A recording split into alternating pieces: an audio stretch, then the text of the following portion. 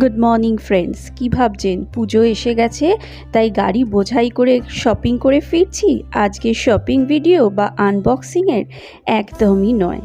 আজকের ভিডিওটা একদম নিখাদ আনন্দ যাকে বলে, সেটাই আমরা যেরকম পেয়েছি আপনাদের সঙ্গেও ভাগ করে নেব সেই আশাতে বানানো। পুজোর আগে পয়লা বৈশাখে হয় না, বাড়ি ঘরদোর একটু গোছগাছ করি, তো সেরকমই করছিলাম। করতে গিয়ে প্রচুর এমন জিনিস বেরোলো যেগুলো এখন আর আমাদের প্রয়োজন হয় না, বা বাচ্চাদের ছোটোখাটো জিনিসপত্র, জামা কাপড়।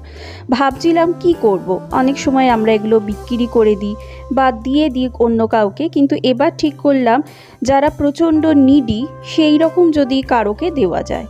তো অনেক জায়গায় রয়েছে, অনেক সময় আমাদের ভয়ও হয়, দিলাম তো আসল সঠিক জায়গায় সঠিক লোকের কাছে পৌঁছবে তো। আর গাড়ি বোঝাই জিনিসপত্র নিয়ে আমরা চলেছি সেই রকমই একটা অর্গানাইজেশন গুঞ্জে।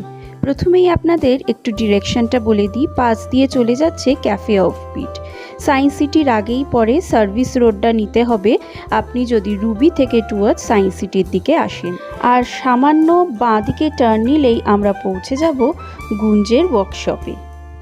ওনাদের টাইমিংটা বলে দিই, মানডে টু ফ্রাইডে আপনি 10টা থেকে 5টা এই সময় ওনাদের অফিস খোলা পাবেন। যেহেতু অনেক জিনিস ছিল তাই জন্য গাড়িতেই আনতে হলো, আর এসে দেখলাম পার্কিংয়েরও বেশ ভালোই ব্যবস্থা রয়েছে।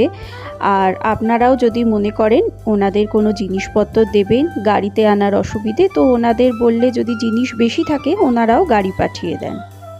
চলুন, পৌঁছে গেছি ইস্টার্ন ইন্ডিয়ার হেডকোয়ার্টার বলা যেতে পারে এই গুঞ্জের ওয়ার্কশপে। চলুন ভেতরে যাওয়া যাক। এসেই দেখলাম বিশাল কর্মকাণ্ড চলছে এই গুঞ্জের ওয়ার্কশপে।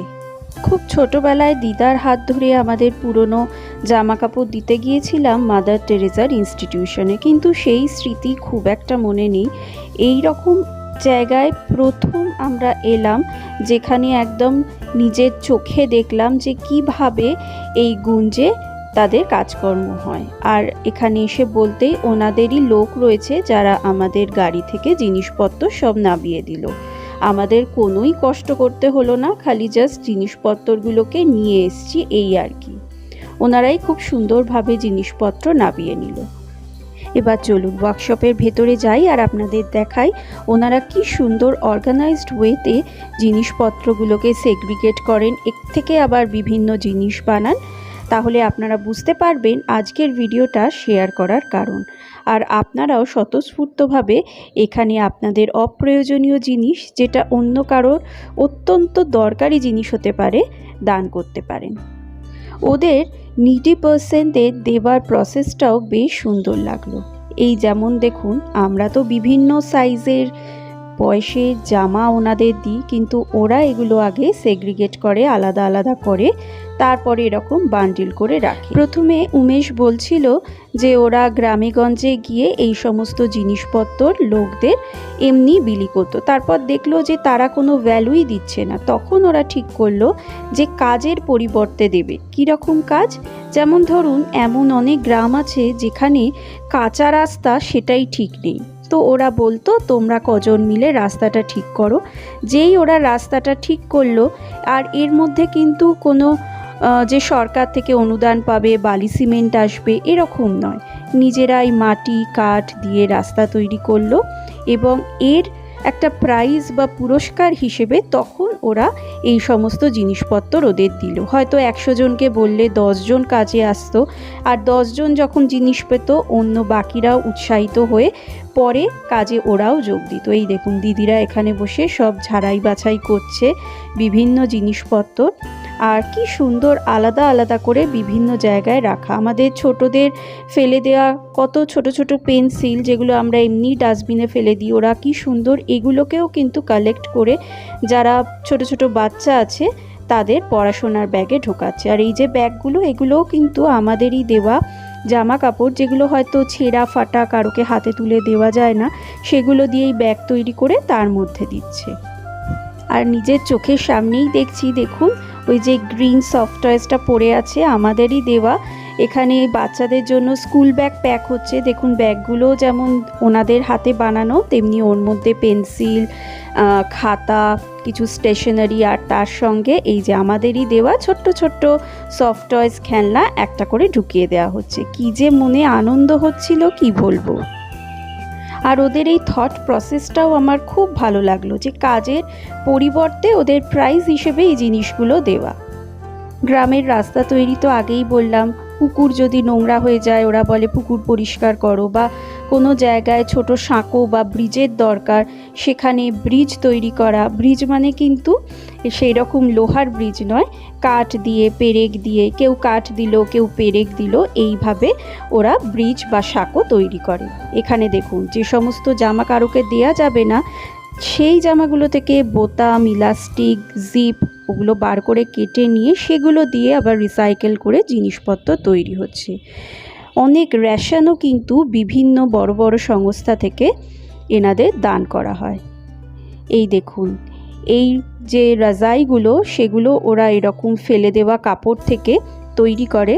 এই সমস্ত কাপড়গুলোকে ওরা বিহারে পাঠায়, বিহার থেকে আবার দিদিরা এইরকম কার্পেট বা রাজাই তৈরি করে ওনাদের দেয়, এবং গ্রামে যখন ওনারা যান তখন এগুলোকে শোয়া বসার জন্য ওনাদের দান করেন।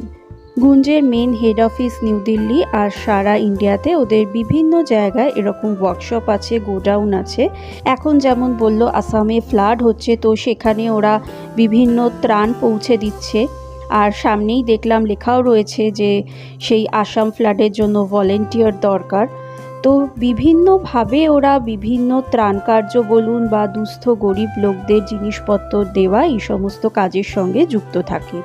আর বিভিন্ন বড় বড় কোম্পানিও রয়েছে যারা কিন্তু ওনাদের এই কাজে অনেক জিনিস দিয়ে হেল্প করে। পাশেই যে গদিগুলো রাখা, এগুলোর মধ্যে কিন্তু তুলো ভরা নেই, এর মধ্যে ভরা আমাদের দেওয়া ছেঁড়া ফাটা কাপড়ের টুকরো। দেখুন, কোনো জিনিসই দেখছি এখানে এসে ফেলা যায় না, সে যতই ছোট হোক না কেন। কি সুন্দর করে সব রিসাইকেল করছে ওনারা। এই যে তাগার করা দড়ি দেখছেন, এগুলো নাইলন জর্জেটের দড়ি দিয়ে বানানো। এই যে বলছিলাম না, বড় বড় কোম্পানিরাও এখানে যেমন অনেক বেডশিট, তোয়ালে সব দান করেছে। আর এই দড়িগুলো যেহেতু সিনথেটিক, ওই সাঁকো বানানোর কাজে, প্যান্ডেল বানানোর কাজে ওনাদের কাজে দেয়, কারণ এগুলো সহজে ছেড়ে না। গ্রামে যেহেতু চেয়ার বেঞ্চ থাকে না, তাই খুদে পড়ুয়াদের বসার জন্য এরকম ছোট্ট ছোট্ট কি সুন্দর ম্যাট্রেস টাইপের বা গদি বানিয়েছে। আর এর ভেতরেও কিন্তু ছেঁড়া কাপড়ই পোড়া, তুলোর পরিবর্তে। ফেলে দেয়া শার্ট দিয়ে কি সুন্দর ব্যাগ বা ঝোলা বানিয়েছে, এগুলো ওদের কিটে দেওয়া হয়, কারণ কোনো রকম প্লাস্টিক ব্যবহার কিন্তু ওনারা করেন না।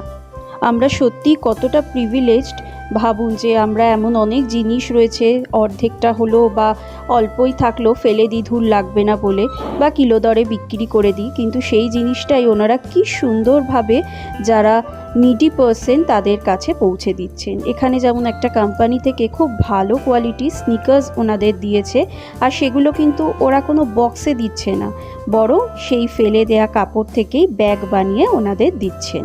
আপনি যে কেবল জামা কাপড়ই দিতে পারেন এমন নয়, আপনার যেটা মনে হচ্ছে ফেলে দিই সেই জিনিসটা বলবো রেখে দিন, ওনাদের এসে দেবেন, ওনারা ঠিক বুদ্ধি খাটিয়ে তার থেকে একটা না একটা কিছু বানিয়ে লোককে দেবে। এই দেখুন, এখানে ছবিতে লাগানো রয়েছে যে গ্রামের লোকেদের দিয়ে ওরা যে বিভিন্ন কাজ করিয়েছে এবং তার পরিবর্তে জিনিস ওনাদের প্রাইজ হিসেবে দিয়েছেন।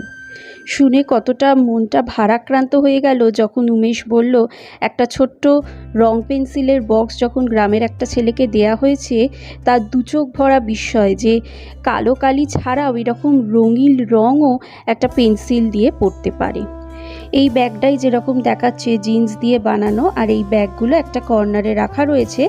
বিভিন্ন জিনিস, খালি ব্যাগ নয়, যেগুলো আপনারা এখান থেকে ওনাদের কাছ থেকে পারচেস করতে পারেন, আর সেই টাকাটাও যাবে সেই ত্রাণ বা তহবিলে।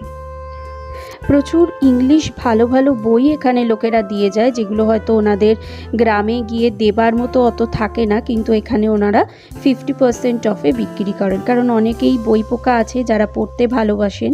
আর এই যে রাজাইগুলো, এগুলো এখানে বিক্রির জন্য কিছু রাখা রয়েছে, আর এর থেকে যে টাকাটা ওঠে সেগুলো ওরা লজিস্টিকের কাজে বা বিভিন্ন ওনাদের দান ধ্যানের কাজেই ব্যবহার করে। এখানে কিন্তু আপনি ক্লাস 12-এর পর ইন্টার্নশিপের জন্য 1 মাস এখানে এনজিওতে কাজ করতে পারেন, তার জন্য আপনি সার্টিফিকেটও পাবেন। আর উমেশও কিন্তু ঠিক এইভাবেই এখানে যুক্ত হয়েছে, আর ওর বাড়ি বলল ইউপিতে, এখানেই এখনও কাজ করছে। আপনারা বললাম তো যে নিজেরাও আনতে পারেন, বা আপনাদের কাছে যদি অনেক ধরুন হেভি জিনিসপত্র রয়েছে যেগুলো আপনারা ক্যারি করতে পারছেন না, ওনাদের বললে ওনারাও কিন্তু গিয়ে সেই সব জিনিসগুলো কালেক্ট করে আনেন।